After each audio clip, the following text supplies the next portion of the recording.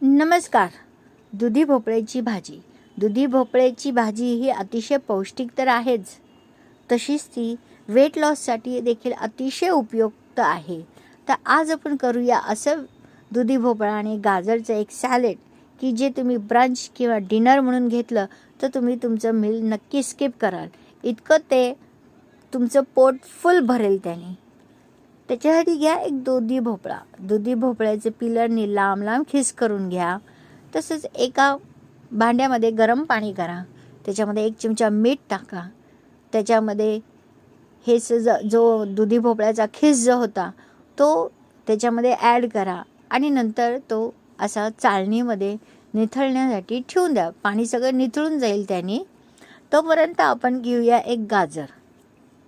गाजर देखील असंच दुधी भोपळ्याप्रमाणे लांब लांब त्याचा खिस करून घ्या. एक बाऊल घ्या. बाऊलमध्ये दुधी भोपळ्याचा खिस आणि गाजराचा खिस दोन्ही एकत्र करा. त्याच्यामध्ये बारीक चिरलेला कांदा टाका. तुम्हाला काकडी पाहिजे असेल तर तुम्ही काकडीही टाकू शकता. तुम्हाला टमॅटो टाकायचे असेल तर तुम्ही टमॅटोही टाकू शकता. मीठ टाका. कांदा लसणाचा मसाला टाका.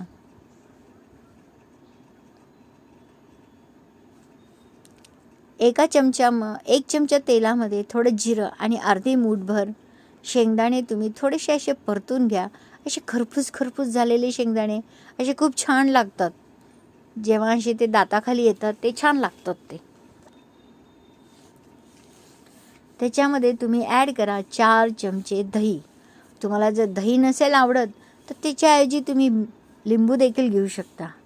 कोथिंबीर बारीक चिरून टाका आणि मिक्स करा सगळं आणि तयार आहे आपला ब्रंच. धन्यवाद.